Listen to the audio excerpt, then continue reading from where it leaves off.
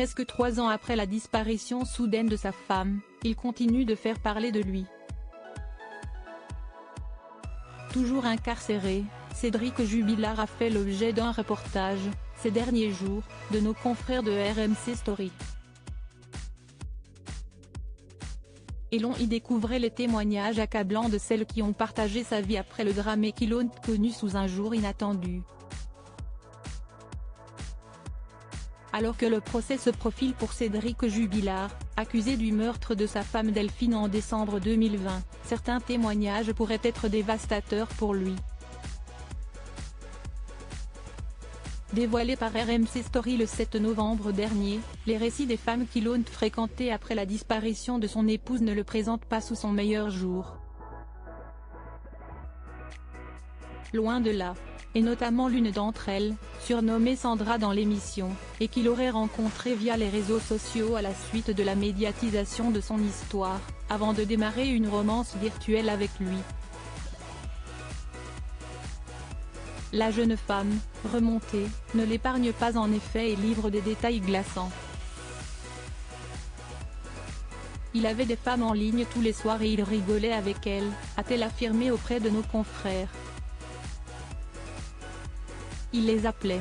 Et il se vantait que pour lui, c'était un peu comme ses prétendantes. C'était son harem, a-t-elle accusé.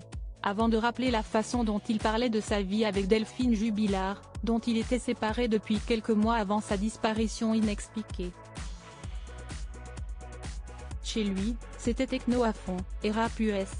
Il recevait des potes, prenait l'apéro. Il vivait sa meilleure vie. Il disait qu'il s'était senti bridé par une femme pendant des années.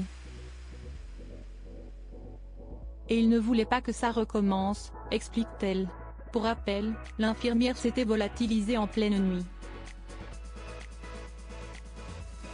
En signalant sa disparition le lendemain, Cédric Jubilard avait raconté qu'elle était sortie promener les chiens mais n'était pas rentrée. Une version mise à mal par les différentes lessives, notamment de draps, qui ont été faites pendant la nuit, et par les propos du fils du couple. Âgé de 6 ans au moment de la disparition de sa maman, celui-ci avait raconté avoir entendu une dispute entre ses parents, et avait orienté les policiers sur la piste du meurtre. Les policiers, et toute l'opinion publique, qui avait suivi cette affaire, très médiatique.